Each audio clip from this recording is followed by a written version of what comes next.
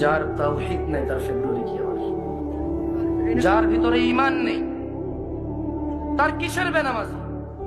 যে ঈমান বোঝে না, যে তাওহীদ বোঝে না, তার ফেব্রুয়ারি কি, বড়দিন কি, জিনা কি, ব্যভিচার কি, মদ কি, সুদ কি, মারামারি কি, হত্যা কি, দুর্নীতি কি, তাকে বুঝে তো লাভ নাই।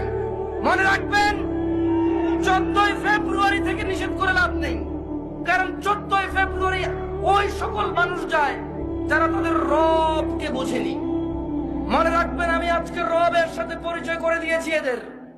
এরা যদি মনে করে 14ই ফেব্রুয়ারি যাবে আর ওদের মৃত্যু হবে ওই অবস্থায়, আর তাদের কোনো ওলি মুর্শিদ আছে যে তাদের কবরে যাবে 14ই ফেব্রুয়ারির ও নষ্টাপনা, নোংরা অশ্লীলতার ওখানে গিয়ে তাদের কবরে গিয়ে কেউ তাদের রক্ষা করবে, ওলি আর মুর্শিদা আছে, আমি আর আপনি কি করতে পারি? এখানে দেখা যাবে সেদিন, যেদিন বিচার হবে, মানুষ আল্লাহর সামনে আসবে একক ভাবে, একা একা।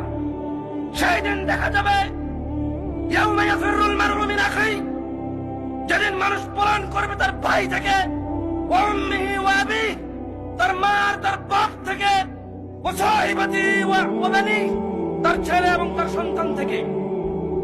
সেই দিন দেখা যাবে যে তার 14ই ফেব্রুয়ারি তার আইডলরা